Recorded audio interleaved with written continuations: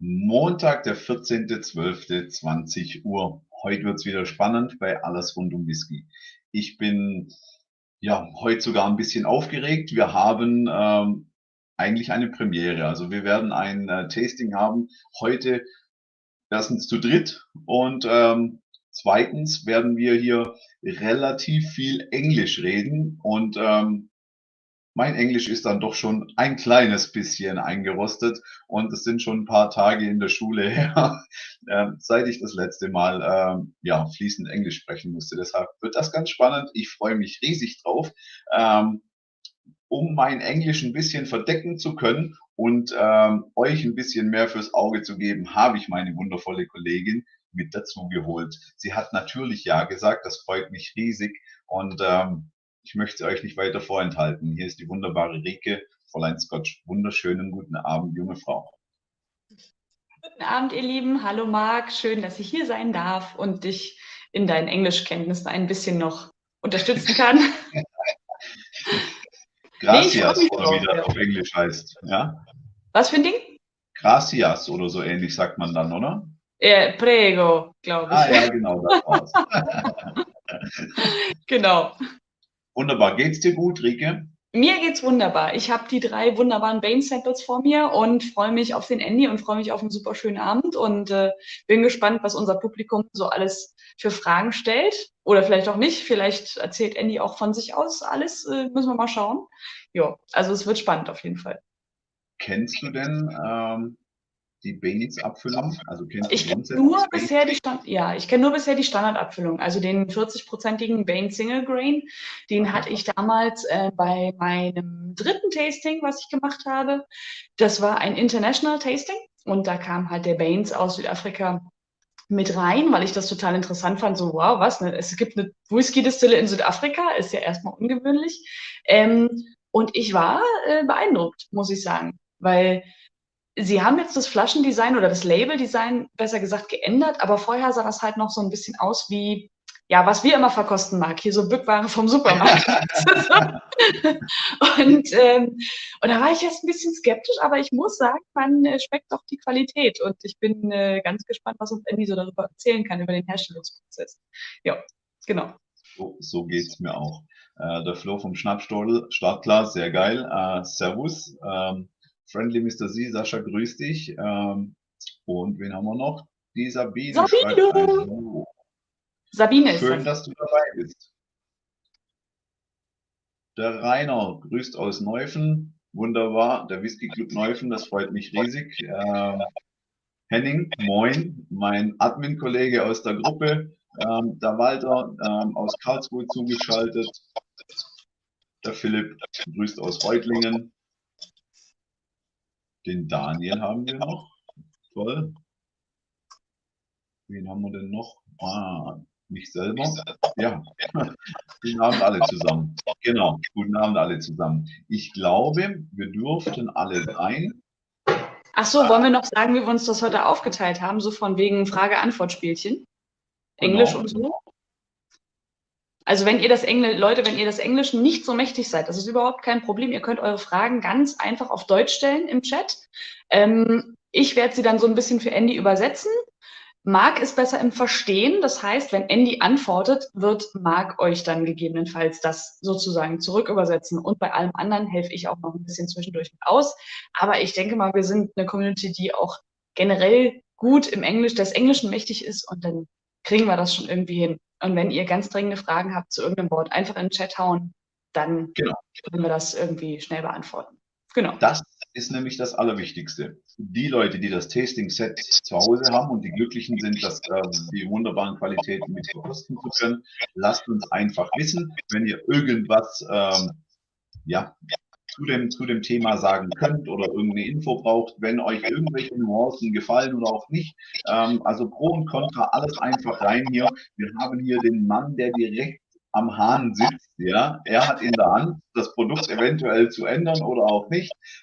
Und er kann uns mit Sicherheit alles beantworten, was wir zu diesen Abfüllungen hier wissen möchten. Also wir haben hier nicht Kollegen, verzeiht's mir, nur einen Ambassador, sondern wir haben den Mann hinter dem Whisky. Und ja, jetzt habe ich hier die ganze Zeit gesäuselt, holen wir ihn doch einfach mal mit dazu. Ja, ich möchte sagen, mittlerweile schon lieber Online-Freund, Andy Watts. Good evening, my friend. Good evening to South Africa. Hi, Mark. Hi there. Great to be with you again. Nice to see you. I hope you had a good birthday this last week. I had. Thank you.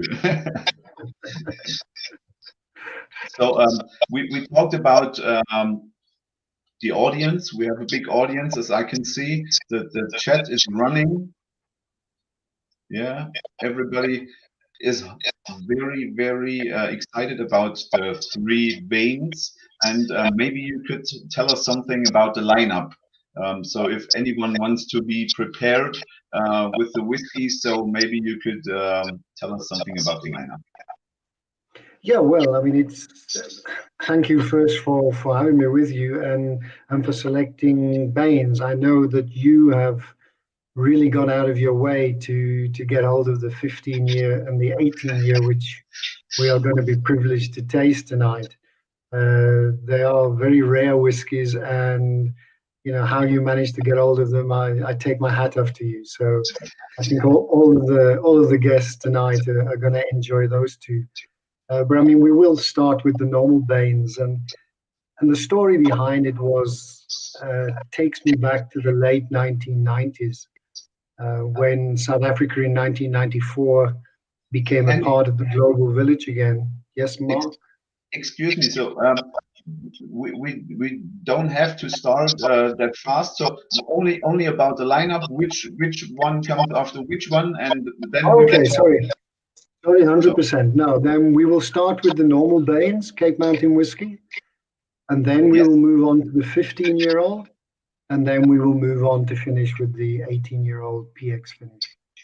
Genau, also Andy hat uns gerade eben wunderbar das Line-Up verraten. Wir werden mit der normalen Qualität, die hier in Deutschland verfügbar ist, starten, gehen dann über zum 15er und dann zum grandiosen Finale zum 18er. Und der 15er und der 18er, das was Andy gerade eben angesprochen hatte, da habt ihr wirklich was Besonderes im Glas. Wir wissen seit glaube ich, gestern mit dem Stream, den ich mit Whiskey Jason gemacht habe, dass es in Deutschland einen einzigen Händler gibt, der diese Qualitäten noch verkauft. Der hat aber, glaube ich, jeweils nur eine Flasche und die hat er bei sich im Shop. Ansonsten bekommt ihr diese 2 Abfüllungen in Deutschland nicht. In Deutschland gibt es nur, Moment, falsche Seite, hier den normalen Bains, ja, trotzdem World's Best Grain Whisky 2018.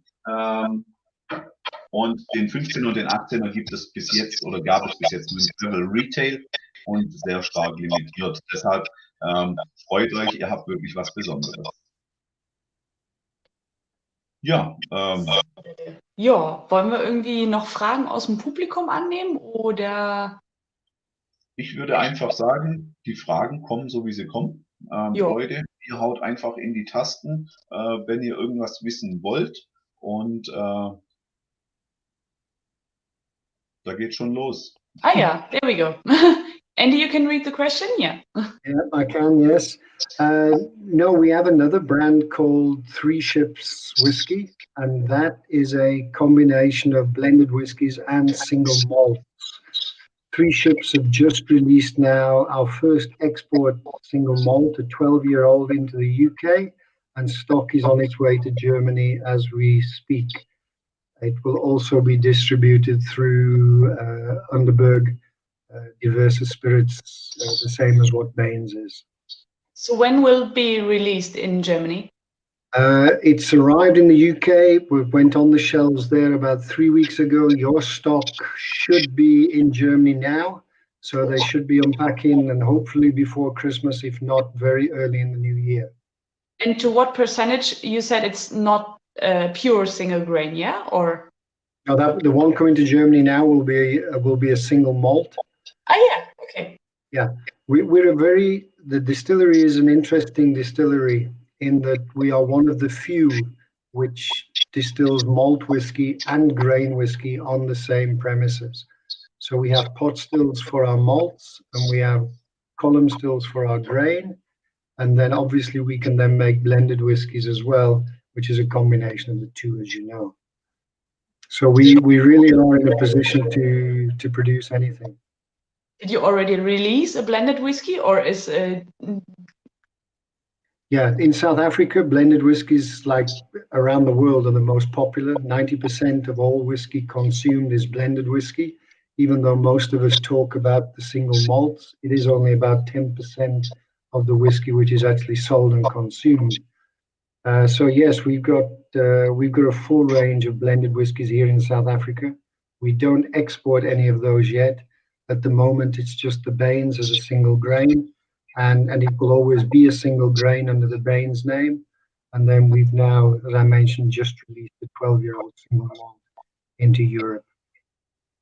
Ja, also Leute, falls ihr das gerade eben so in Kurzfassung dann auf Deutsch wissen wollt, es gibt also, die erste Frage war, ob es nur Single Grains gibt von Bains. Ja, das ist so. Also Bains steht für Single Grain. Und es gibt aber noch eine zweite Marke, die ist aktuell, während wir gerade eben reden, auf dem Weg zu uns, vielleicht auch schon in Deutschland eingetroffen und wird unter anderem von Wunderbare und Team Spirits dann, dort wo auch der Bains vertrieben wird, wird auch die Marke Three Ships dann vertrieben, die wiederum beinhalten Grain und Single Malt.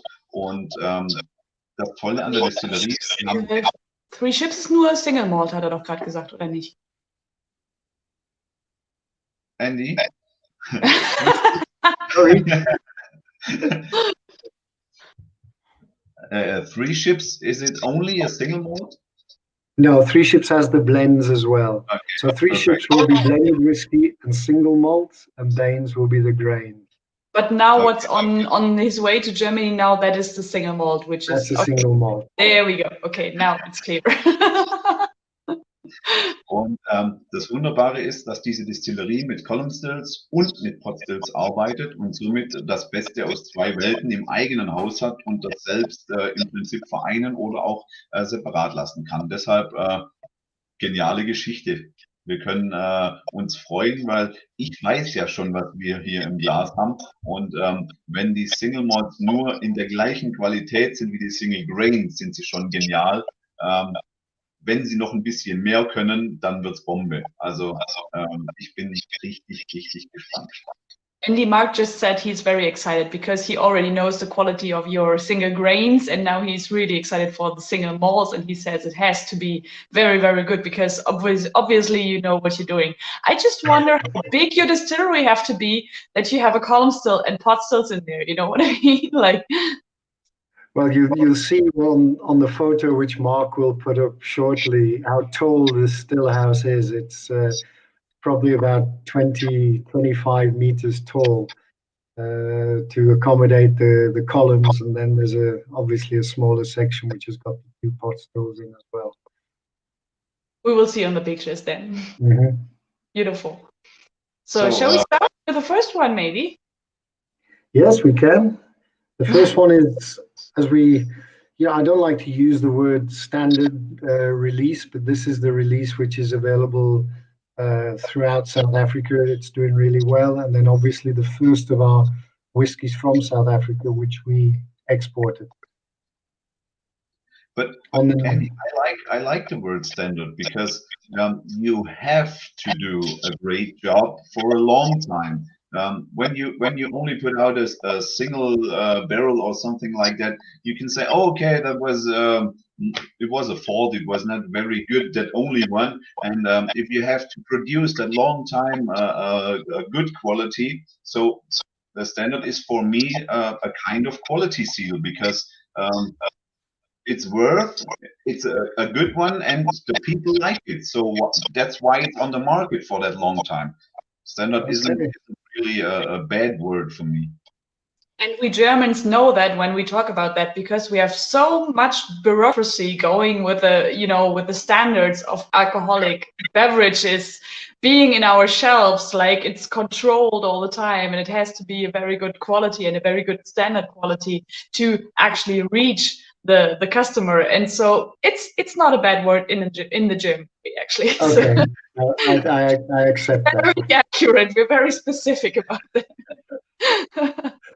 Yeah. So what I was trying to achieve with this particular one, as I mentioned earlier, at the end of the 1990s, American bourbons and Irish whiskies started to come to South Africa, and they became very popular very quickly. And I kind of looked at them and wondered why.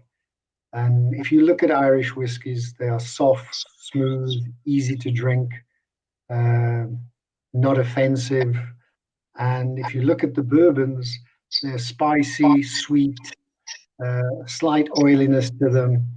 And I thought, well, what would happen if I tried to create the best of both worlds, to try and get something which was soft, smooth, easy to drink, but also had a nice, sweet, spicy character to it.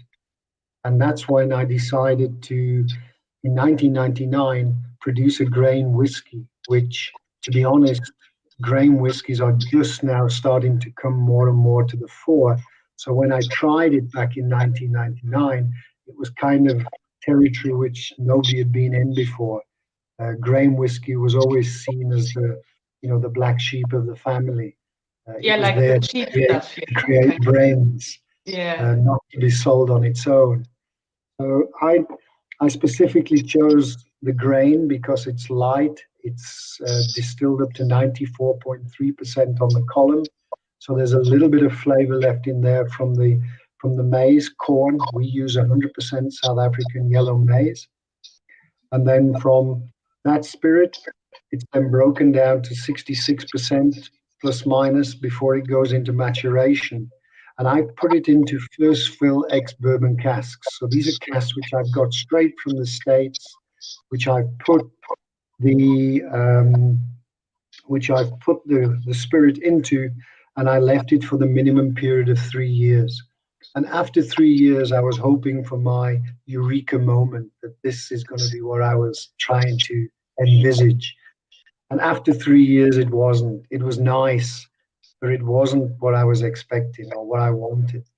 So to have left it in that same cask for a further period of time would not have got me any more flavor, because you extract the flavor in the beginning of the maturation period and it becomes less as it goes on.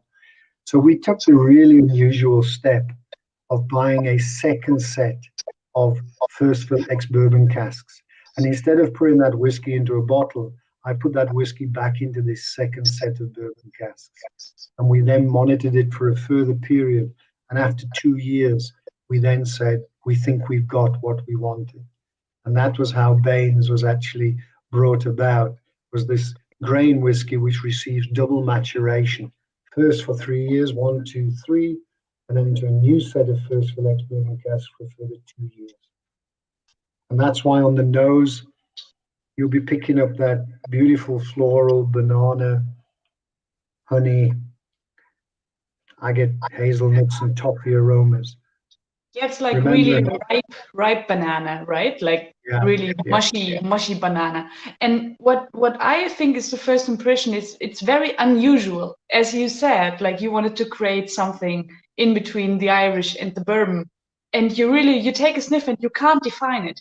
You can't say, oh, that's Irish or that's American whiskey or something. It's just something you didn't smell yet, kind of, when you had a whiskey in front of your nose. And that's really, yeah, I like it. I mean, because it brings all the vanilla notes, it's whiskey. Or I think it would be very interesting in a blind tasting when you just give it to someone and you don't say what it is. And then let's see people, how they, how they take wild guesses, kind of. That would be probably really, really nice. Yeah, one of the driving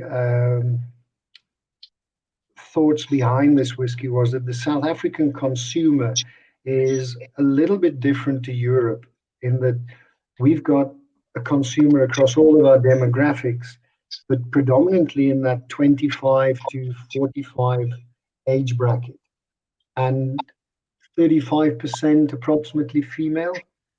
So what I was trying to do with this particular whiskey was to create something which, if you're a seasoned whiskey drinker, then you will still enjoy the notes and the flavors and the experience you get.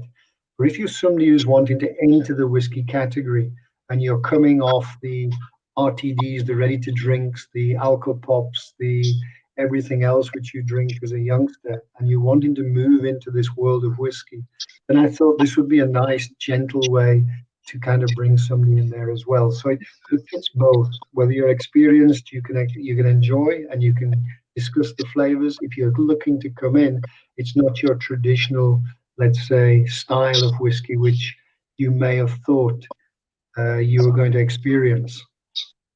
Andy, please, could you answer the question from Flo from the Schnapsschodel?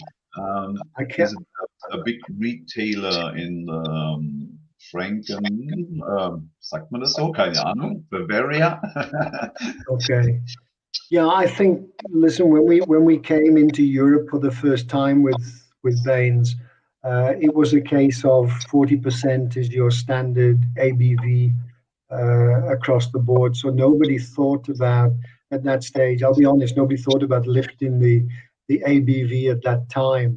If you look at the two whiskies which we're coming to, after this, you'll see the ABVs have been increased a little bit. So yeah, I think it was in the beginning, it was to produce a whiskey which could be just sold on every shop shelf, and not specifically looking for somebody who wanted something different and a slightly higher alcohol.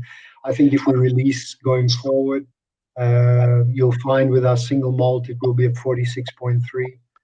If you look at some of our other single malts, even higher.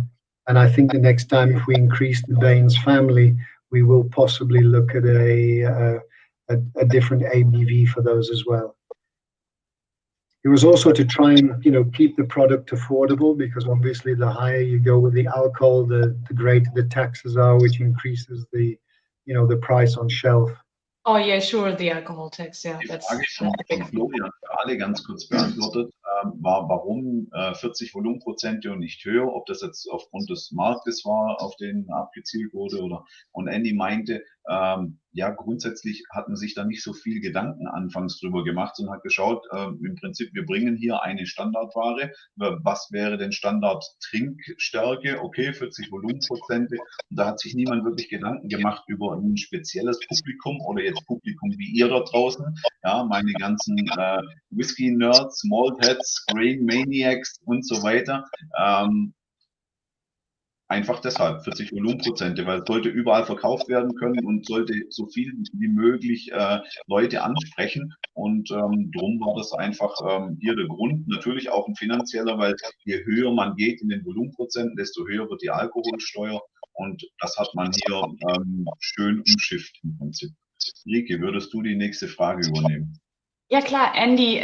Sabina is asking why you don't make wine, but or why did you decide for the whiskey business instead of the wine business? Because there are a lot of wine producers apparently in South Africa, and she'd like to know why you decided for that way. Yeah, my journey into whiskey was not the normal way you would enter the industry. I came to South Africa as a sportsman in 1982 for the first time. I was a professional cricket player. And it was whilst I was here that I got involved with a liquor company called Stellenbosch Farmers Winery. And they at that time were importing malt whiskey from Scotland to blend with South African grain for the 3 ships blended whiskies. And the directors from Morrison Beaumont, who we were doing business with, invited me back to Scotland to learn how to make whiskey. We are the only commercial whiskey distillery on the continent of Africa. That's 54 countries, and we are the only ones who are commercially making whiskey. There are now 1 or 2 craft distillers starting to come to play, but nobody whose products are available throughout the country in most stores. So it wasn't a case of, there being lots of opportunities. I think because I could understand the Scotch and speak English, that I was the one they chose to go back to Scotland to learn how to make whiskey. So it really was a right place at the right time on more than one occasion. I do drink plenty of wine. Wellington, where our distillery is in the middle of a beautiful wine area. And we make some stunning wines here in South Africa. So yeah, if I do get tired of my whiskies, it's pretty easy for me to actually get hold of some good wine as well. Beautiful. I see there's a question there. You stuck with your precious whiskey. You never thought going into the wine industry or whatsoever. No. I mean, I think to be a winemaker is there's a lot more can go wrong in making wine than what there is in making whiskey. That's You know, interesting. the fermentations are pretty critical in both processes. But once you've got past fermentation, you know, in wine, you've got to worry about oxidation, infection, and everything else which can go wrong in a cellar. Where with, you know, high strength alcohol, as long as you choose the right wood, you've distilled a good spirit, then you're pretty much, you know, home dry, compared to the poor winemaker who has to worry until he eventually gets it into the bottle. I see. Beautiful. Thank you. Daniel has a short question. How old is this whiskey? Yeah, well, this whiskey, we haven't put an age claim on it, but it is on average 5 years, 3 years in the first fill ex-bourbon cast, and then transferred to a second set of first fill ex-bourbon for a further 2 years. Our legislation in South Africa is the same as Scotland, a minimum of 3 years maturation in wooden casks before it can be called whiskey. We like to think that because of our warm climate, where we are losing around about 5% per year to the angel share, compared to the 1.5% to 2% in Scotland, we like to think that the maturation is accelerated a little bit. So the interaction between the wood, the spirit, and the atmosphere is just taking place a lot quicker than it does in the colder climates, which means that our whiskey, even though it's so young, actually portrays itself on the mouth feel and the taste as being a lot older than what it actually is. I have a quick question with that. Is that because of the temperatures or the hemisphere, is it also because of the air pressure? Because are you on a high level on the No. geographical? In the Cape, we're at sea level. In Johannesburg, that is at altitude, but no, it's just purely because of our temperature. I mean, we get in our summer season, which is now, we will average between 35 and 40 degrees centigrade for the next 4 months, and even in our winter, I mean, we might get a little bit of snow on the top of our mountains, but the coldest it gets in the town would be probably 1 or 2 degrees. But then you're in a high pressure zone, which means in the daytime you'll get back to 25 degrees again, even in the middle of winter. I see. If it does rain, which is when we get our water, is in our winter, then the temperature will be around about 15 to 18 degrees. So it's a mild climate, which gets very hot in summer. Yeah, and it's not so heavily, yeah, like, because I'm just reminded of the spirits of Kavalan, which is in Thailand, and you have those high air pressures, low air pressures, and all the humidity as well, and all the, it does it like this. And in South Africa, I can imagine that it's way easier, the waves of the changing weather, kind of. Is it like that, or? I think you're right. As I said, we do get the hot summers, but it's then hot for a while, and then it cools down, and then it gets. So we've got a gentle curve going through. Exactly, a gentle line, yeah.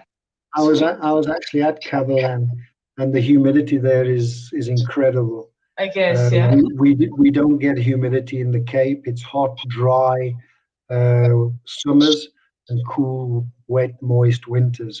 But the humidity is never that kind of thunderstormy humidity which you get. We don't get that sort of humidity. Which is good for the wood, at least, yeah.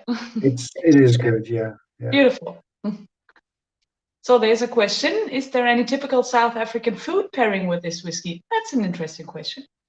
Well, we like to think that because of if we take a taste of this whiskey, for example, you will find that there's honey coated bananas, as you can get it in a Chinese restaurant. You find you've got that vanilla on the taste as well, with the spiciness, sweet undertones from the casks. So I find that with this particular whiskey, anything which has got whether it's sweet chili cashew nuts, if you're looking for a starter, or if you're looking at, for example, anything Cajun style, whether it be chicken or a little bit of a fish, they will go really, really well. Sushi, if you've got some nice sushi, will go well with this particular whiskey as well. Yeah, if you're doing a nice light curry, would also go good with this in winter. Yeah. As the Bains is a good starter for tasting, so it is a good beverage for the starters on the meal. Yeah, and if you're looking at a sweet, if you're looking at a sweet as well, Mark, at the end of the evening, it goes really well with just normal vanilla ice cream, or with, for example, we've got in South Africa what they call cook sisters, which are, kind of very sweet glazed delicacies which you can eat, and so you can play around with it. Light cheeses go really well with it, a camembert or a brie, really nice with this whiskey. Und um hier mal die größte Lanze zu brechen, Leute, dieser Bains, den findet ihr wirklich in vielen Fachgeschäften und teilweise sogar im LEH, im Lebensmitteleinzelhandel, die übrigens offen haben, auch ab Mittwoch. Ja, ihr könnt euch also eindecken. Und wir haben hier 700 Milliliter, also die 70 CL Flasche, und der liegt im Verkaufspreis bei roundabout irgendwo zwischen 20 und ich glaube 28 war das teuerste, was ich bisher gesehen habe. Und das macht für mich diesen Whisky wirklich unschlagbar gut, weil er einfach eine Mordsqualität hat und aber einen Schweinepreis. Also ich finde, der ist eigentlich wirklich super, super günstig, und das macht den Whisky für mich so im Gesamtpaket wirklich super, super angenehm. Super angenehm finde ich auch, dass unsere wunderbare Monika mit dabei ist. Und, Hi, Monika.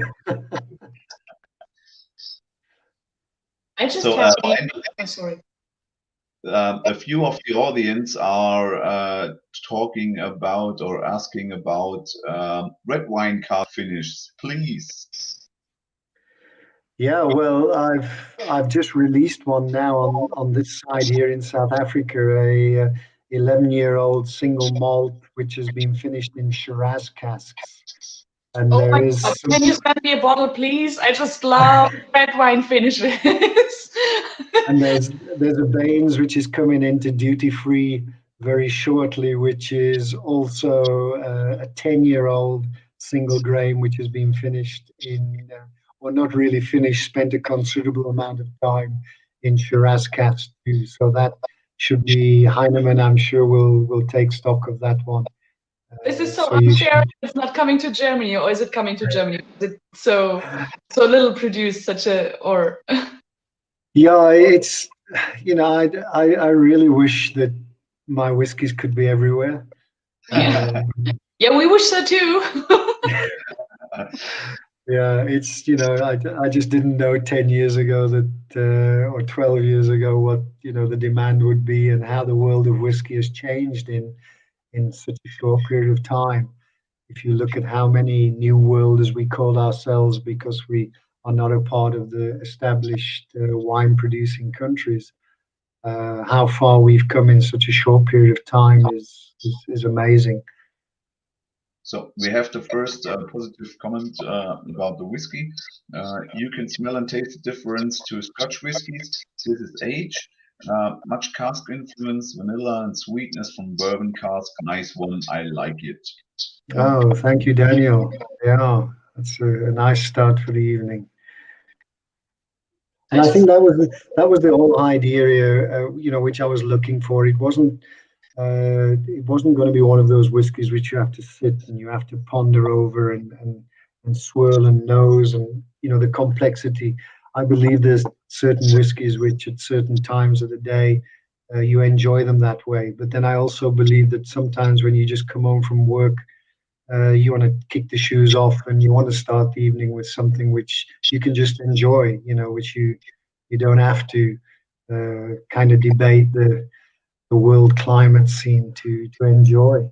Yeah, that's interesting because I think it has both. It has both the potential of being easy to drink and to be complex.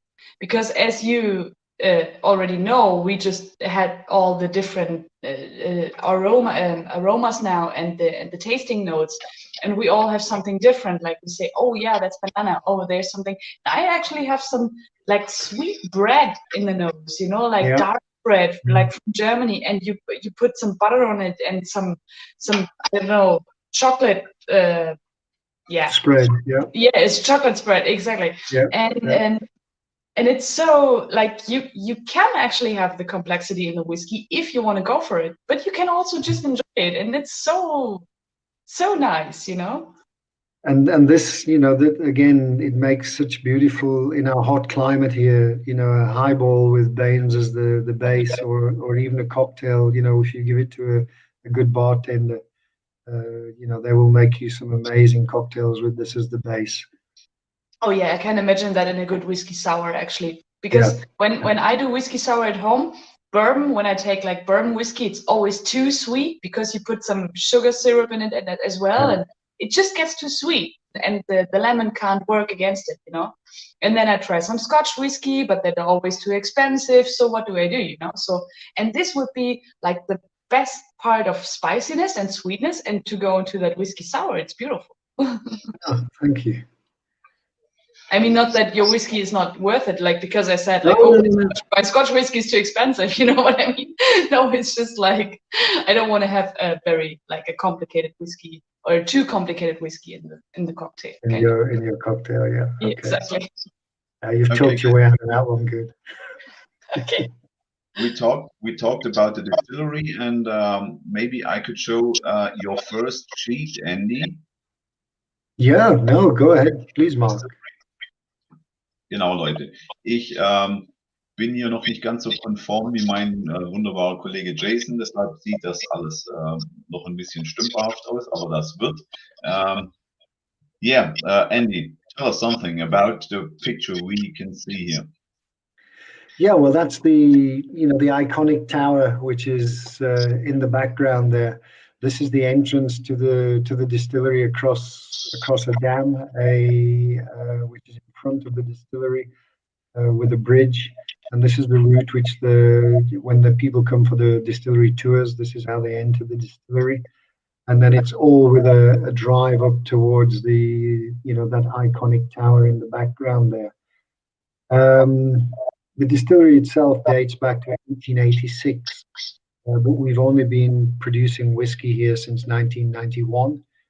Before that, we had a small distillery in Stellenbosch, and the first job I was given was to close that distillery down and move everything across to the James Sedgwick Distillery at Wellington. It does have a Facebook page. I know Facebook is quite popular in Germany, so the James Sedgwick Distillery does have a Facebook page where most of the things which happen at the distillery are posted there at some time. So there's more photos there if people would like to see. There's also a lot online as well. If people just Google the distillery, there'll be lots of photos and images which do come up for the distillery. It's as you enter the town itself, so it really is when people come to Wellington, to our town of Wellington. We're about 40 minutes from Cape Town inland, and when people drive out, it's the first thing they see when they enter the town. And those are just I've got no problem with you sharing these notes with the people who are on the show, Mark. So if they send you an email address, you can share these slides with pleasure with them. And I think if you look at when we finish now, even though we've finished tasting the Baines, I've still got that nice coconutty cream mouthfeel. It's still in the back of my throat. So it is quite an extended finish, I believe, especially if you don't put too much water in. If you just drink it, neat or just with a drop or two of water, then the finish does tend to extend. It is creamy, actually. It's just like a creamy layer on the tongue, sweet and brilliant. Yeah. It's really good composition. And I mean, it's now been on the market 10 years. It was launched in 2009. So it took 10 years from my idea to getting it onto the shelves. And that's why when we were actually ready in 2005 to go to market, but the business wasn't. They still had some other projects they wanted to finish. So what I did was, instead of just stopping, that's where the innovation, which we're going to try later, that's how I managed to start getting whiskies older. Because instead of stopping producing, I put some of that first whiskey back into casks to continue maturing, and then kept on distilling each year. In 2009, we launched this particular Bains, and in the 10 years, it's been the world's best grain whiskey at the World Whiskey Awards in London on 2 occasions, 2013 and 2018. Congratulations for that. Yeah, thank you. It should be the all-time winner for me, because with that short time from producing to the price, it is so fucking famous story. I really love the normal standard Bains, and it has it's worth for that price. Yeah. Okay, great. Thank you, Mark. It's worth its price, exactly. And we have some lovely comments. There is Henning. He said it's dangerously drinkable. Like, just as we said, like, you can just drink it away with friends and la la la la la, and whoops, the bottle is gone. So. And Sabine said it's really easy on the nose, but it's changing in the taste. With every sip, you have another and another and another note which is coming, and that she thinks is really interesting. And just to. No, that's nice to hear.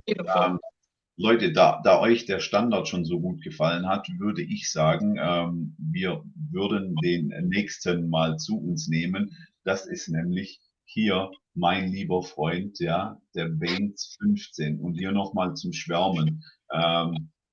Wunderschön. Also die Verpackung bringt natürlich nicht viel, ja, aber die Verpackung sieht wirklich auch schick aus. Ihr seht das glänzt hier alles so ein bisschen mit Bronze. Und die Schrift, das ist alles erhaben, auch hier oben auf dem Deckel. Diese Schrift, das ist so in 3D Druck im Prinzip. Und hier drauf haben wir so einen Weg, den wird uns vermutlich der Andy dann jetzt gleich erklären, was es hiermit auf sich hat. Und wir haben hier die Bains Founders Collection. Und we are proudly presenting the founder today. So, wir haben hier die News aus erster Hand. Warum ist das die Founders Collection und was hat das mit der Founders Collection auf sich? Soll ich nochmal übersetzen? Ja. So we just have the 15-year-old in the glass now, and it says it's the Founders Collection. And there is on the package, Mark just noted, there is this way, like the path, which is written on the box. And we want to know why it is there and what is the story of the Founders Collection. Okay, well, the name Bains comes from a gentleman called Andrew Geddes Bain, who was a pass builder.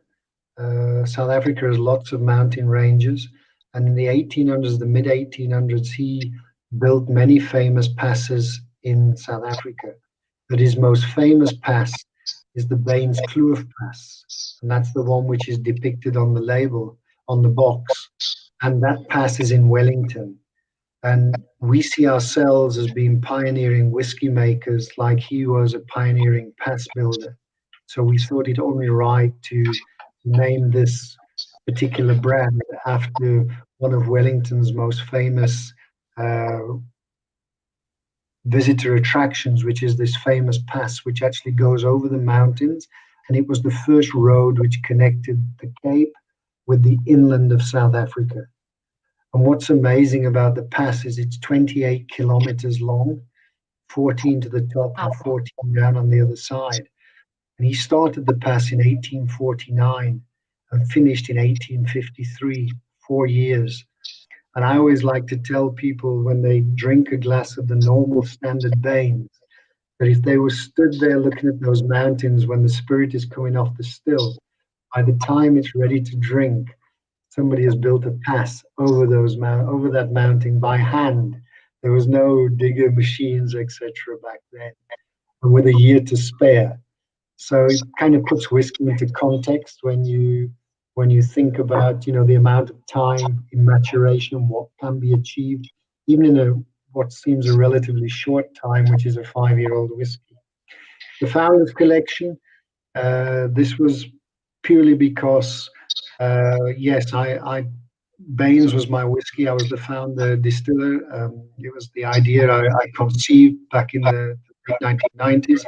And we thought because these whiskies are limited, that we would call it the Founders Collection. So each year I'm committed to giving 1 or 2 Founder Collection whiskies to our marketing department, predominantly our travel retail team, because there isn't enough to go retail in South Africa. So we give it to our global travel retail team, because there they can use the brand to build a halo effect for the rest of the whiskies we are going to bring to you going forward. And this particular one, this 15-year-old, which you've just shown the bottle on, this started its life as Bains. So it was first 3 years, then 2 years. And then what I did was I put it into older American oak. I thought I had enough sweetness, enough vanilla notes coming from the original Bains. I just wanted this whiskey to age nice and slowly. And what I found is that it's just taken the edge off that vanilla and the spiciness, and it's made it even. It's actually velvety. I'd like to think velvety smooth on this one. So on the nose, you've still got that spicy oak, but now you've got more soft, teaky custard powder. The banana's still there, but everything is more subdued. It smells like old wood, kind of, but not in a bad way, in a very good way. And this is totally natural color. It's non-chill filtered. There were just 3,600 bottles in the original launch. We are just now busy bottling the second batch to go into travel retail. And this one is at 52.5%. So this one packs a little bit of a punch. I normally, in a tasting, I would just add a small amount of water just to release the flavors of the whiskey. Obviously, it's each to their own. Some people don't do that. But for me, the tasting is all about experience and what the whiskey has to offer. Where when we drink whiskey, we drink it how we like. There is no right or wrong way. It's a very positive attitude. So on this one, as I say, on the nose, I've got the spiciness still there, the banana still there. But we felt that, there's enough flavor for us to lift the alcohol without the alcohol taking over the whiskey. If you take a small little taste of this one. It's so full. It is so, it fills all the mouth, like it's, I don't know. I don't know how to describe it. It's like the Bains, but just like so full and more creamy and more fruity and more sweet, but also really balanced.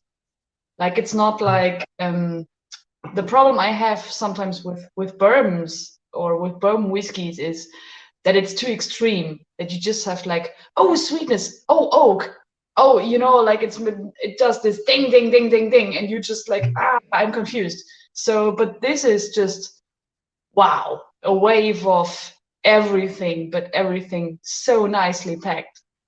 it's beautiful, actually. Yeah, I think you still pick the DNA of the original Bains. It's still there, but as you mentioned, it's it's just kind of toned it down a little bit. I get more, probably raisins, banana loaf on this particular one. I like to think of it's if you think of a child, the Bains to me is lively. It's running around. It wants you to to kind of embrace it. Where this one is just going to say, hey, step back, chill a little bit. I don't need all I don't need to shout out and get the attention here. Yeah, you're gonna come to me anyway, and that's where I kind of think with this, with this whiskey, it's one of those kind of I've arrived kind of whiskeys. I would sit back and I would enjoy this one. Was mich bei dem Whisky so wahnsinnig begeistert, wir sind 15 Jahre alt, ja, und 15 Jahre bei Grain, wer sich mit Grains schon mal beschäftigt hat, ist ja nichts. Normalerweise sind die 15-jährigen Grains gerade so am Gutwerden. Und der hier ist schon absolut am Peak. Also der hat absolut schon Vollgas, was er können muss, was er machen muss, und hat diese ganzen Fehlaromen von Klebstoff, Lösemittel und so weiter, hat er für mich alles schon verloren und schmeckt einfach nur noch. Ja, echt geschmacklich eine Bombe. Yeah. Also, sorry, Andy, you didn't understand that. Sorry. No, Mark just said the whiskey has everything, and it's just it develops over time, and it is such a bomb, a taste bomb kind of in the mouth, as I said before as well. It's so smooth and drinkable, but at the same time so exploding in your mouth, kind of. This is a very interesting mixture, actually. It's a very unusual and beautiful experiment, yeah. And what was Sabine? Sabine was asking what? Which bourbon cask, yeah. Which distillery? Sorry, just repeat that one. Sorry. Sabine is asking which kind of bourbon casks you used. From which distillery did you use the bourbon casks? Yeah, I'm not allowed to tell you that, unfortunately. It's a long-standing relationship we have with a specific distillery in the States. I see. Okay. And yeah, I think it's for both of our benefit, because if our product ever gets popular, then they might stop it. So we don't talk about that. just in case they do stop the supply. Like it's not one of the big ones. Yeah, well, if you think of the bourbon industry, I mean, brands like Jack and Maker's Mark, and those are pumping out millions of liters each year, and bourbon has to use a brand new cask. They may only use that cask once, so there are a lot of bourbon casks available. Not everybody wants to buy a first fill ex bourbon cask, because obviously not everybody wants this sweet vanilla notes coming through in their whiskey. So a lot of them let them go to Canada first and get used a couple of times before then buying them into the normal whiskey. Because remember, grain is still really there to soften down the malts to create the blends. Where I wanted to create something which was a grain on its own. I didn't just walk into my maturation stores and decide, okay, I'm going to make a grain. Let's try these casks. From day one, we knew exactly what I wanted to try and achieve with Bains, and that was to create something and give it the attention which our team gives to the single malts as well. There's no difference between how we handle a grain whiskey compared to how we handle our blends or our single malts. So Tom says the first impression is like a cookie dough, actually, on the tongue. It's very creamy and mild on the beginning. Yeah, and then. Yeah. This one now is, why does it still have such a high alcohol content? Well, we thought with this one that seriously, there's enough flavor in the whiskey to up the alcohol, so that we try to find that sweet spot between alcohol strength and flavor that you want. Then it's not cask strength. I mean, cask strength with us is around about 65%. We don't lose strength during maturation because of our climate. We maintain or slightly increase or very slightly decrease during maturation. So we still had to cut it back a little bit to get it to this strength of 52.5. And I agree with Walter. If you just add a couple of drops to this one, it just does open it up, and it makes it into a really flavorful experience. So I'm back. I just got my pipette because everyone was saying like a few drops of water. Of course, I forgot my pipette in the kitchen, so just trying that right now.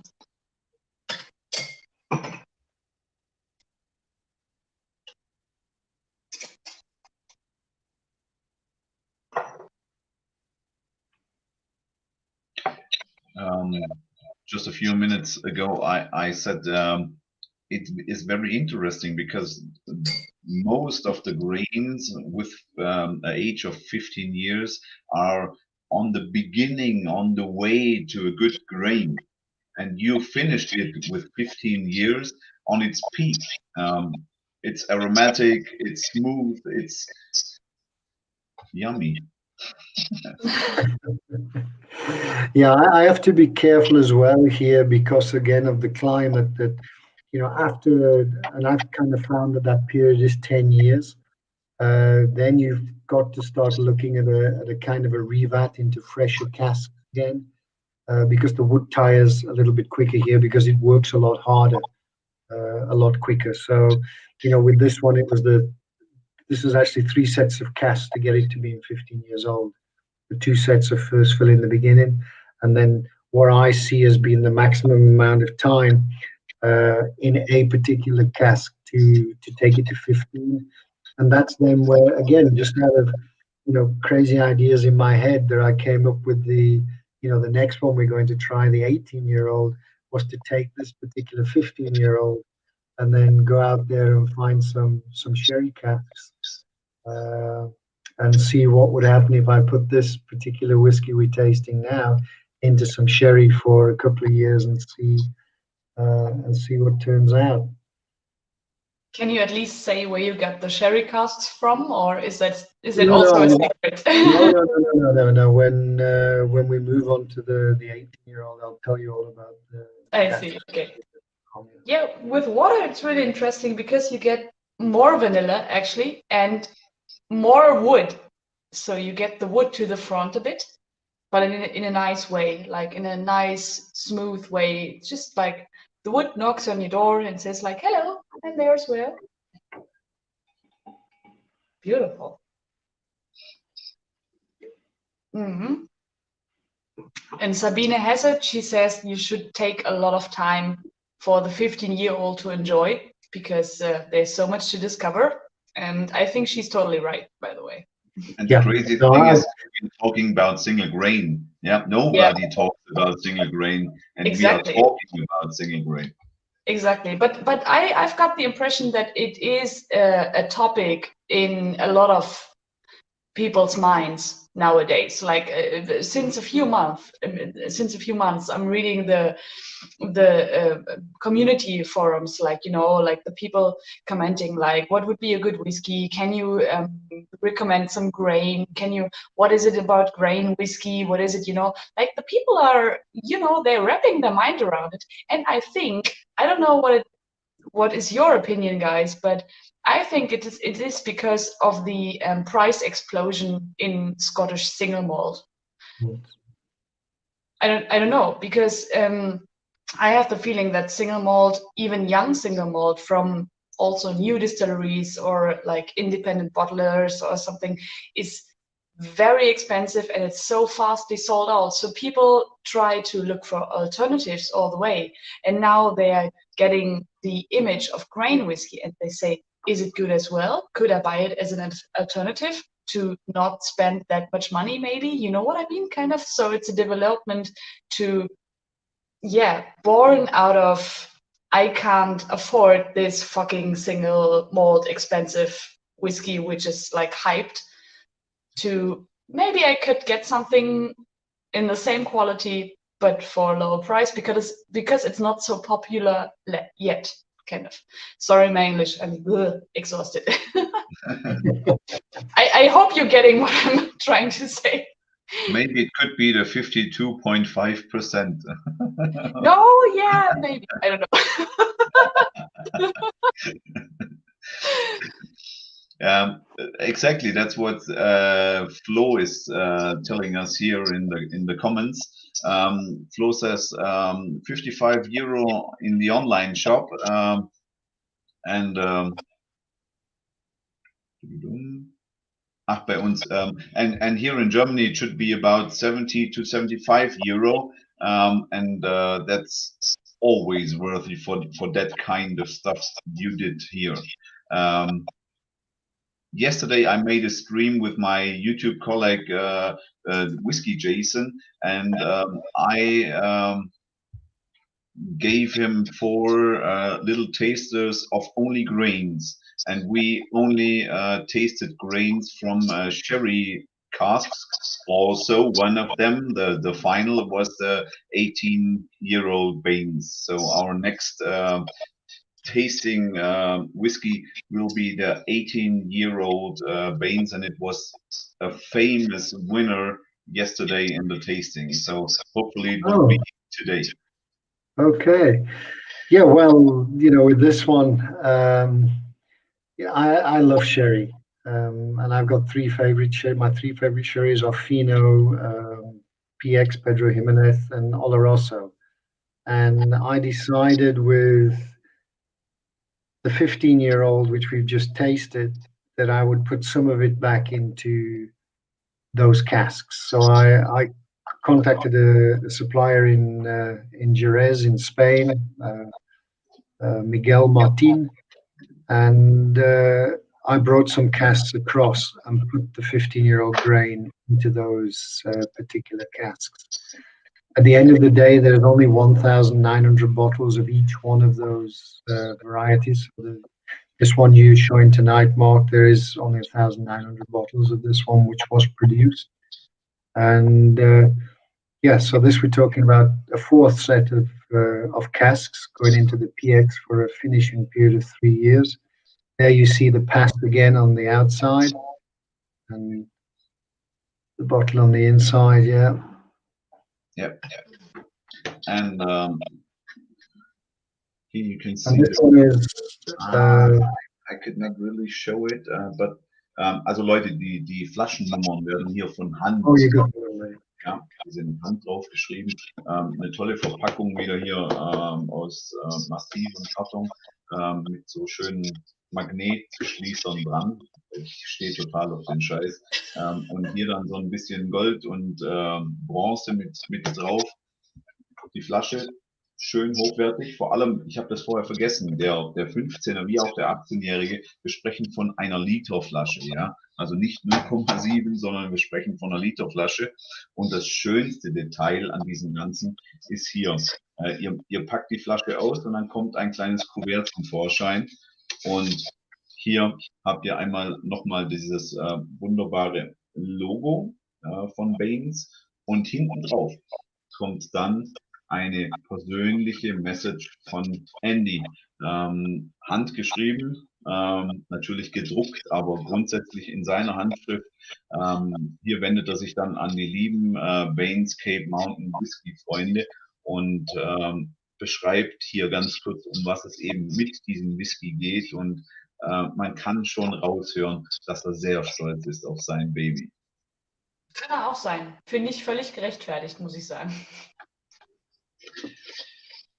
Mark just described that the little note which is in the bottle boxes is the writing of you, like that it is that you sound very proud of your own product.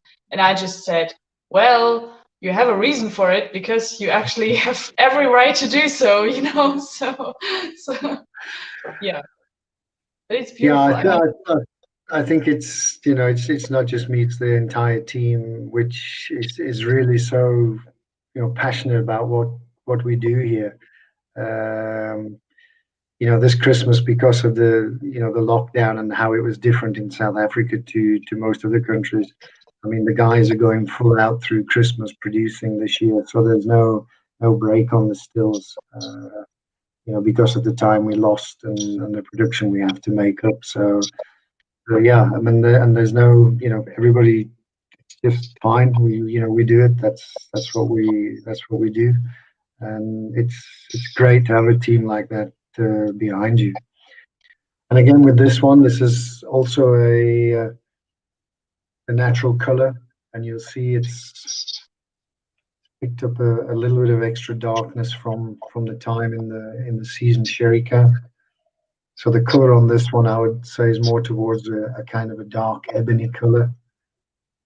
Again, on the nose, the DNA of the original Bains, which is what it started off with, is still coming through there. But I get hints of, and remember, these are my tasting notes, so it's really to point you in a direction.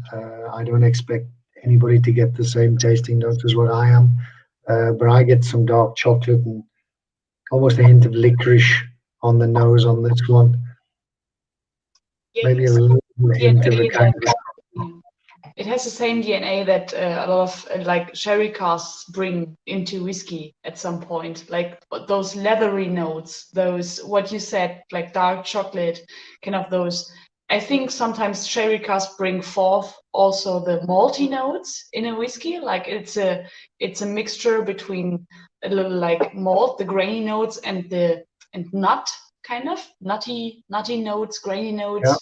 And then the chocolate hints, and all in a mixture of kind of tobacco and leather, and that is the influence of the sherry cask. But also, of course, as you said, the Bains is still there, the basic whiskey kind of.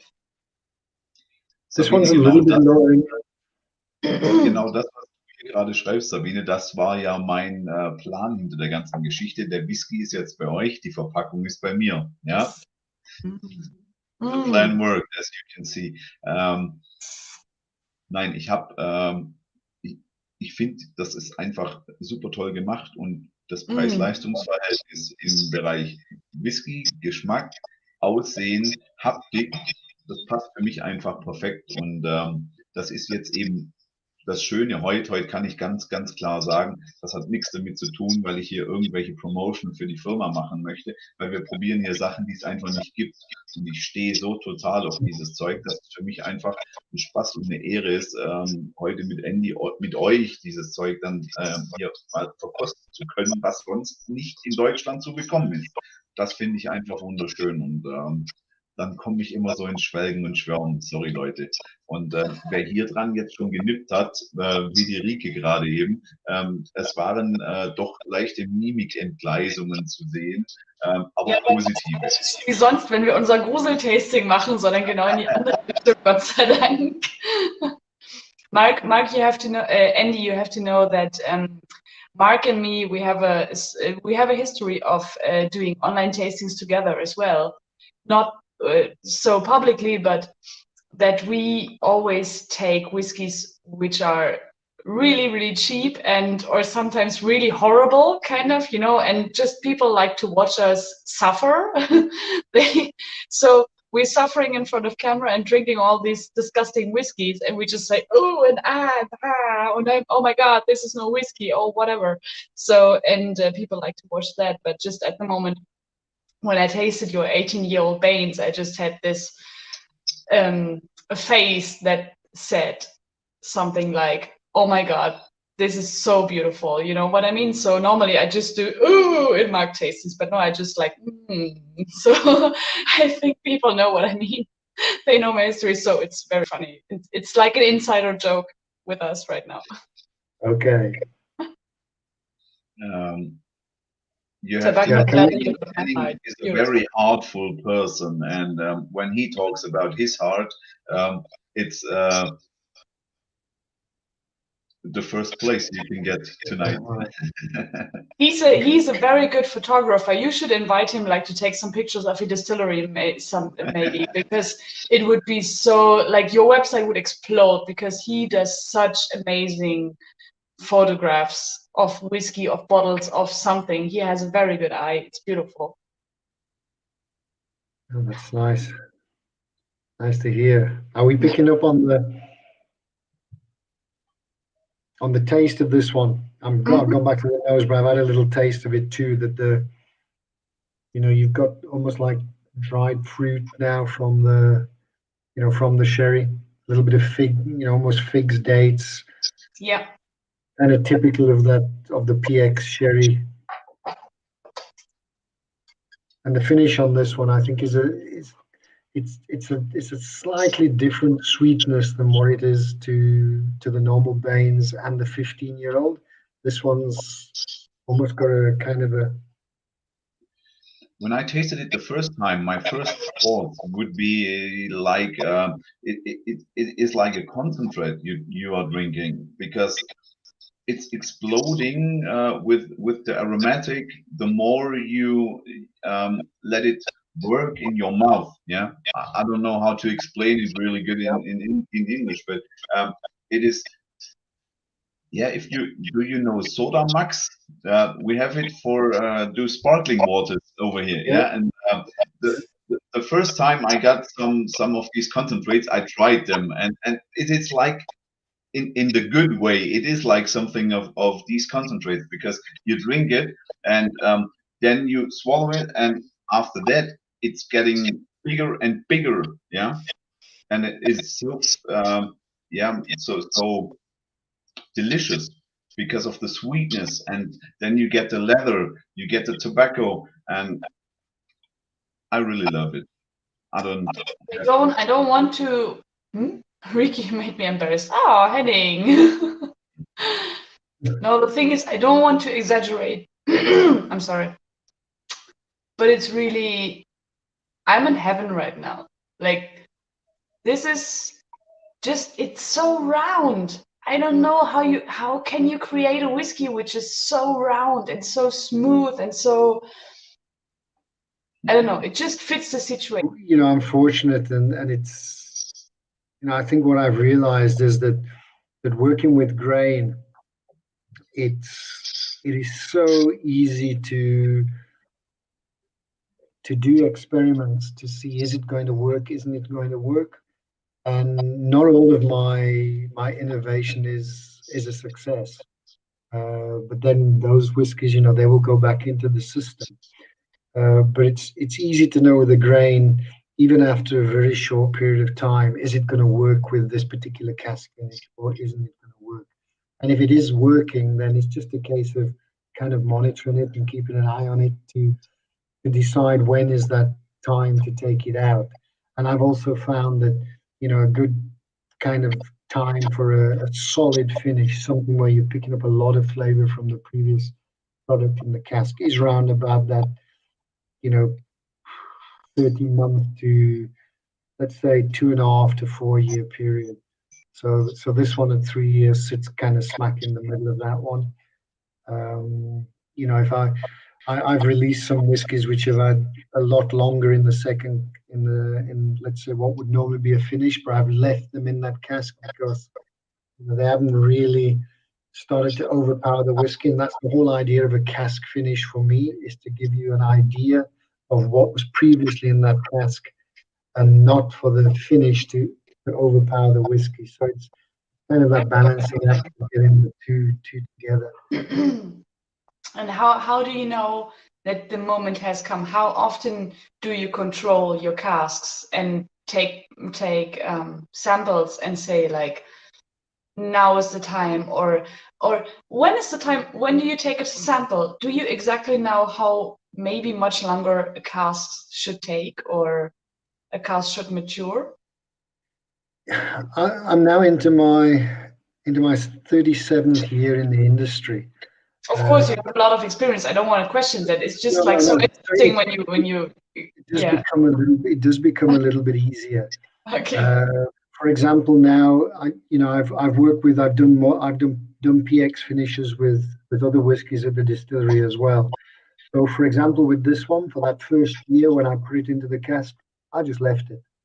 And then that second year, I would look at it probably every quarter, every 3 months.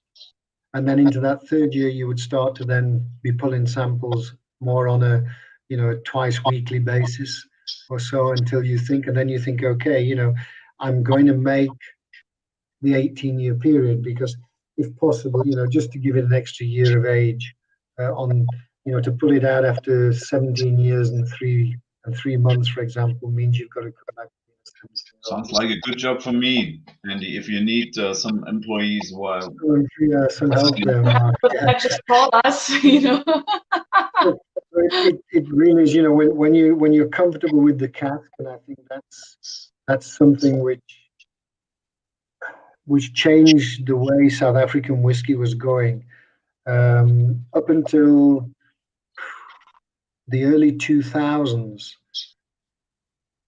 I basically had to use every cask which the rest of our industry didn't want in South Africa.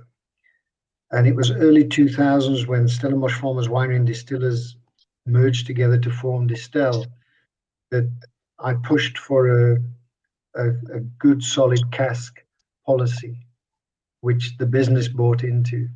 And by doing that, it makes your life a lot easier because now I wasn't using ex brandy casks, ex wine casks, red wine, white wine, and everything, a potpourri of what was going into maturation. Now I could say, for example, for Bains, it's got to be first fill ex bourbon.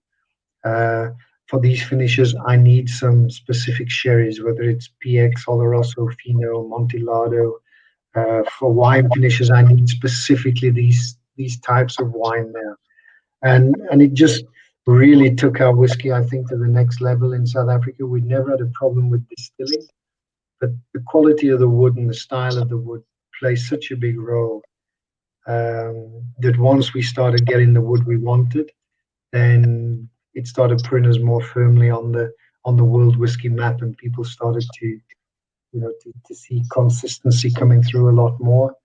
And also then it enabled us to give extensions like this particular 18-year-old PX finish, which wouldn't have been possible with cask policies we had pre-2000. How many % would you say the whiskey depends on the choose of the wood? Well, if you remember, whiskey it's a totally natural product, so it's water, grains, and yeast. If it's a malt whiskey, then obviously you can have peated barley or you can have unpeated barley. And then the only other way you can actually influence the taste flavor of whiskey is by the type of cask you use, because you cannot add flavorants, you can't add sweeteners.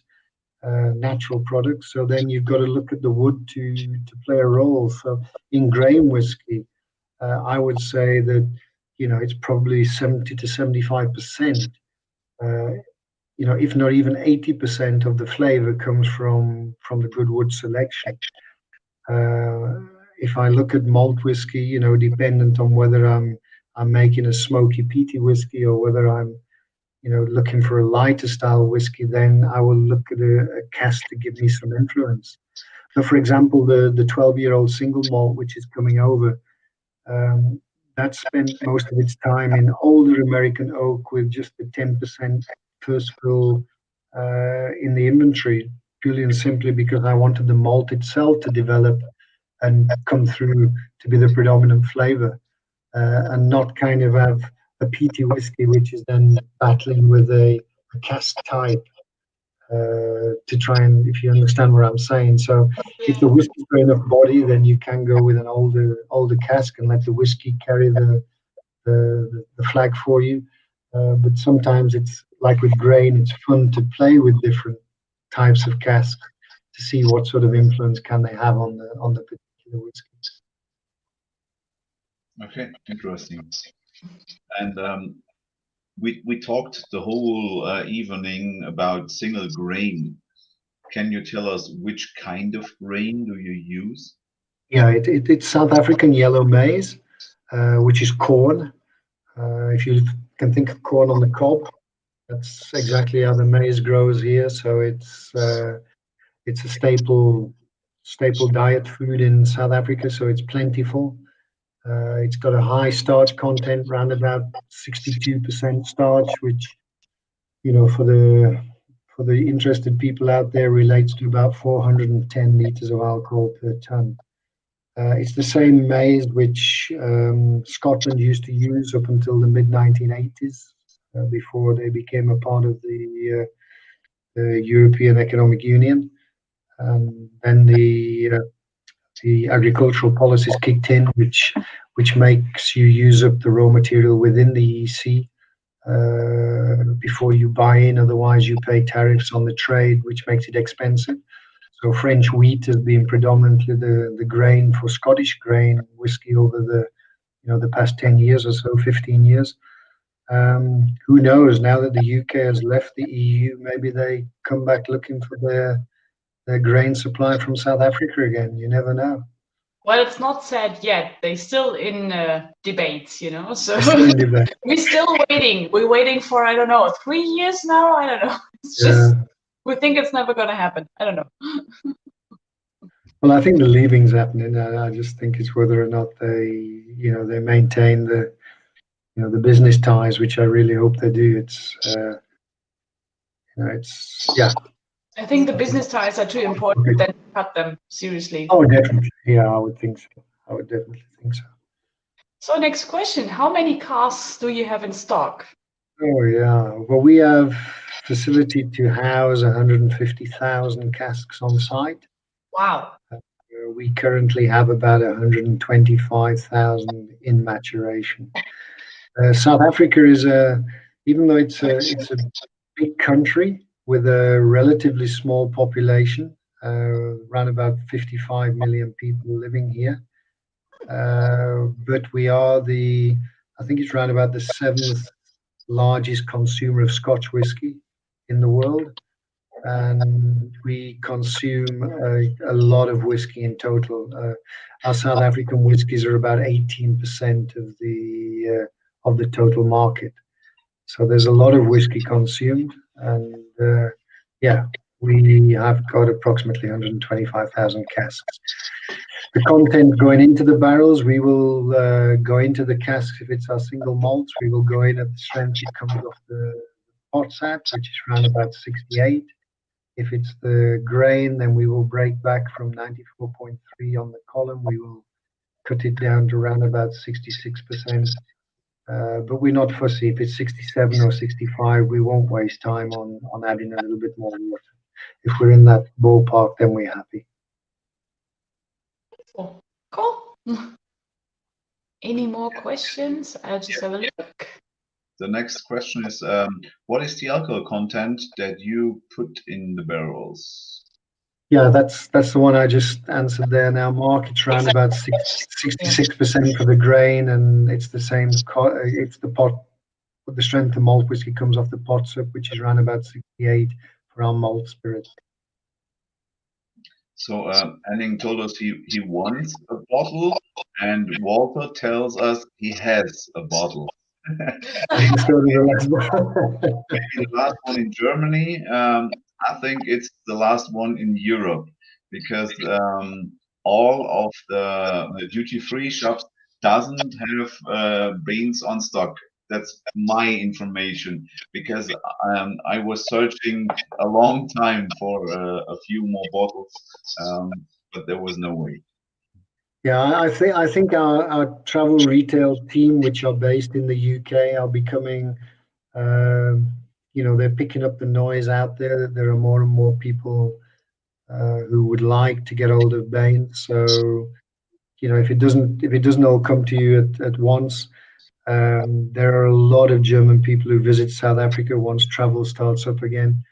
So, find yourself a whiskey mule. And, I mean, I believe it or not, I tasted my own Three Ships 12-year-old for the first time on Friday night from a bottle. I've got my lab samples, which I've kept here. But being a 700 ml bottle, it has to stay in a certain duty. store and can only move from there on the lock and key. And I got somebody to bring me a bottle back from the UK. So on Friday night, I had my first taste of my own whiskey out of the proper bottle. But that's the same with the Irish people. They say like the whiskey in Ireland is so expensive. When you buy it in Ireland, it's actually cheaper to go to Germany, buy it there, and bring it back to Ireland.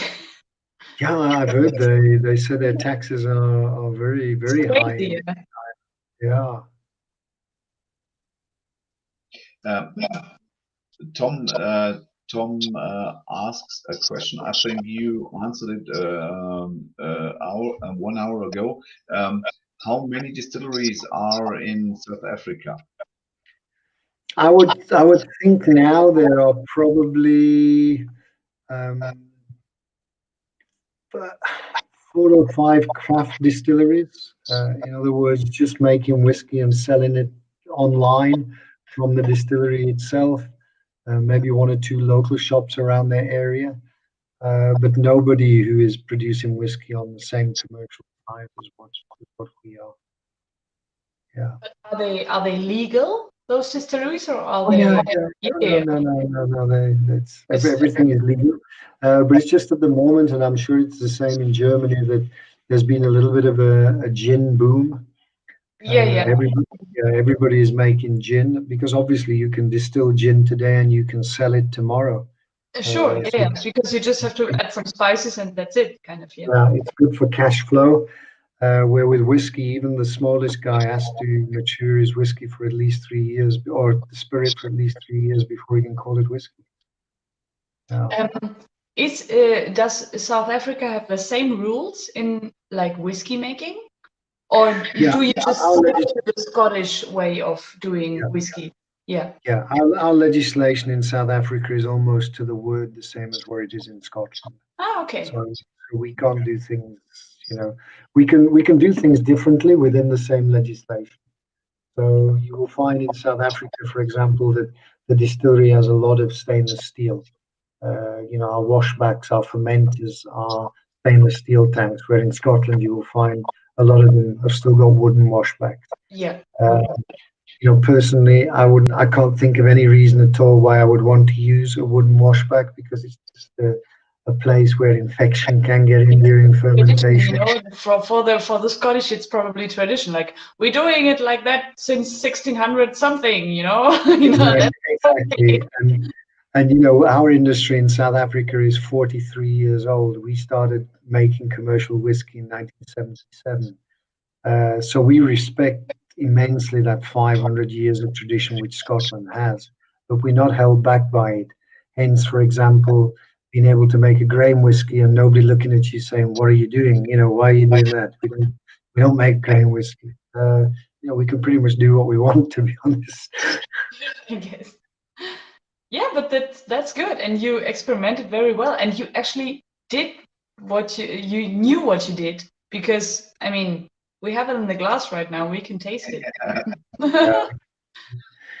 Yeah, the distillery, I see the question there. The distillery is a 24/7 operation. We've got an output of around about 6 million liters of alcohol per year, which is split between all of our brands which are sold in South Africa, and then obviously the two big brands are Pre-Ships and Bains. Bains not so much in volume at this stage, being a relatively young product. It's still finding its feet even in South Africa, but we do have 1 or 2 local blended whiskies which are quite high volume whiskies. There are 37 people working at the distillery on that 24/7 operation. So around about 15 are directly involved in the distillation, mashing and fermentation process, and the rest are involved in the other operations on the site. The distillery itself was awarded at the World Whiskey Awards this year, the Global Icon Award for Sustainability, the Sustainable Distillery of the Year Award, because of our efforts to kind of save on the scarce resources we have, like water. We recover all of our carbon dioxide from the from the fermentations. And we clean that up and use that in carbonated products. Our business is the second largest cider producer in the world, and they use a lot of carbon dioxide. So all of our carbon dioxide from the distillery goes there. We have an anaerobic digester which cleans up our wastewater, and then we have a reverse osmosis plant which cleans up the water even further and allows us to bring it back into the production process as boiler water or cleaning water, and we save around about 35% of our water that way as well. So yeah, it's a relatively small distillery, but very, very efficient, and as I mentioned earlier, operated by an incredibly passionate team. And the last comment we got was RF. I don't know the real name. He received or is the lucky guy which got the, how do I say the second last bottle of Thank 18 you. €. The second last bottle of the 18-year-old. And as I had a look just in the second, it's sold out. So no more Bains 18 years here in Germany. Yeah, I'll have to start making more of it for 18 years time from now. Yeah. But it's so nicely how you tell about your distillery, Andy, because you just tell it away like that. You just like, oh yeah, we have a distillery there, and we have like 37 co-workers. Yeah. You said, yeah, 37. and it's like this, and we have so many cars, and we do this, and you just tell it so easily, you know. It's so nice to see that you don't make a big fuss about it. It's your passion, of course, and so it's our passion, but you're just a professional who knows what he's doing, and you just say, okay, hey, that's my job, I'm just telling you about it, you know, because sometimes you have people in those meetings and they say, oh, and we have this, and we have that, and we have those biggest pot stills and whatever, Scotland, la la la, but this is so nice to see that someone is just talking about his job, and it's so sympathetic, you know. You know what I mean?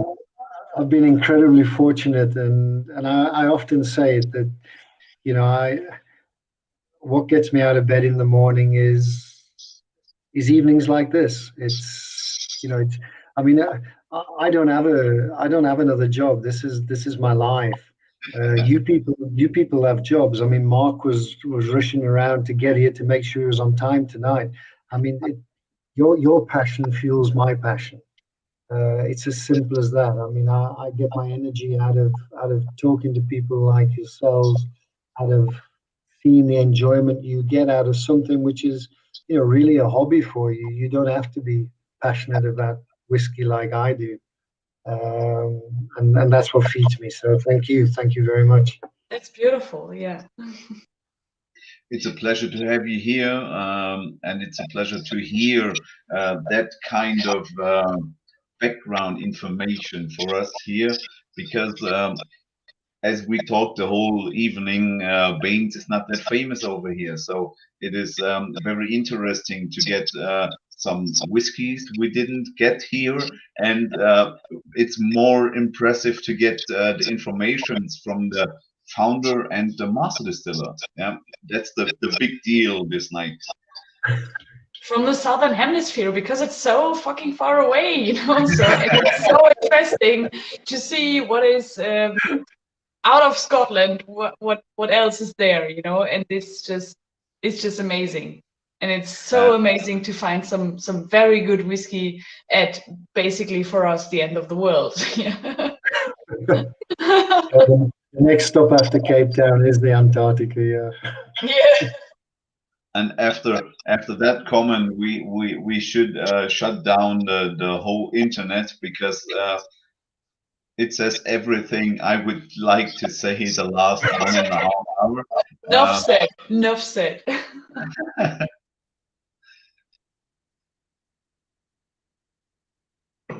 We should just finish our glasses and enjoy the evening, and just, yeah, beautiful. Yeah, thank you, Philip. Yeah.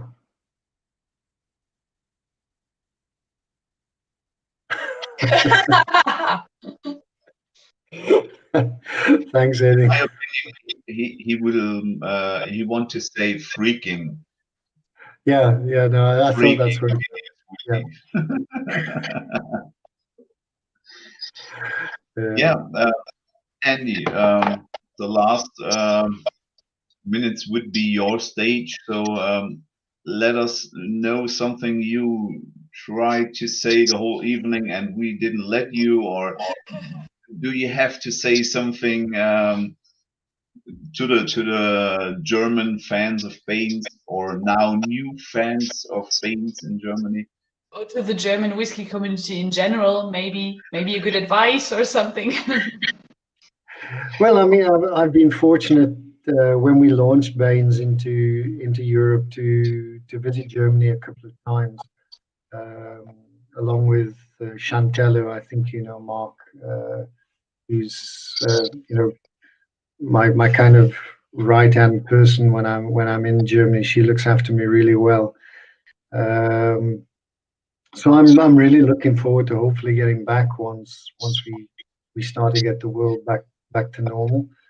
As far as you know, our whiskies are concerned, I will keep fighting to try and get our travel retail exclusives into the German market as well. You know, I'll feedback on tonight and the interest and yeah, it's been great chatting to you, and thanks for having me again. It's not the first time we've chatted, but I always enjoy it. I just have a very last question for you, Annie. Will there be any red wine cast finishes in the future as well, like elder cast finishes as well, or like maybe the 15-year-old also stored in red wine cask or something? The next one, and it's going to be on a similar sort of volume to what the 15-year-old was. So that's about 3,500 units, which is quite a bit for duty free. And that will be a 10-year-old Shiraz cask finish, Baines 10-year-old Shiraz cask finish. So I'm sure some of that will make its way to Germany.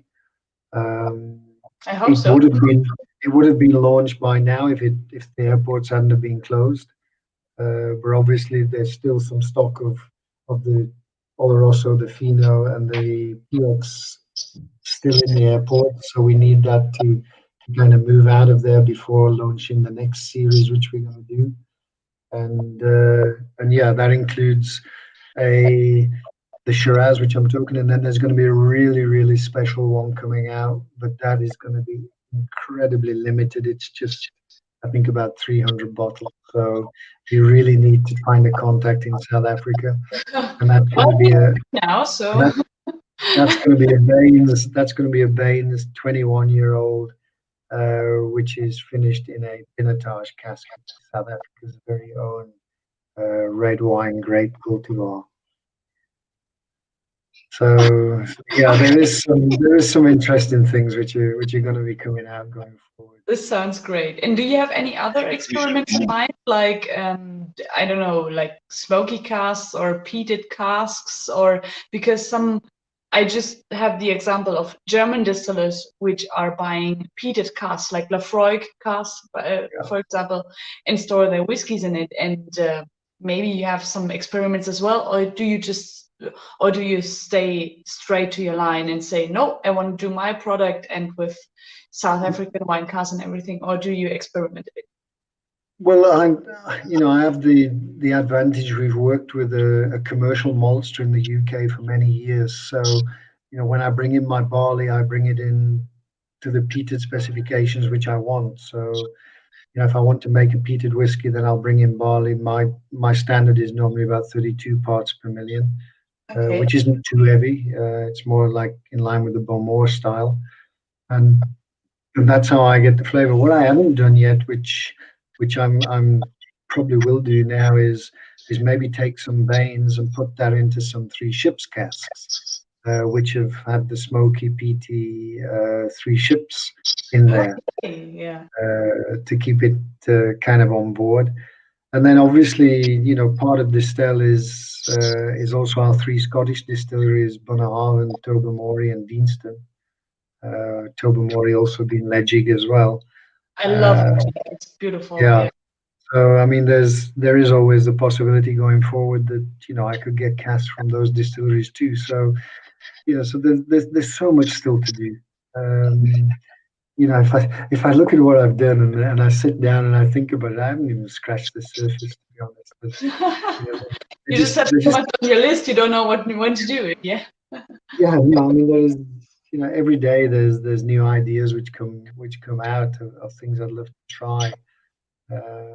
And yeah, listen, I've still got a couple of years left, so I'm going to be trying trying lots of different things going forward. I mean, we have, for example, in South Africa, we do have some of the world's best brandies here as well. So, why not try some trials with brandy casks?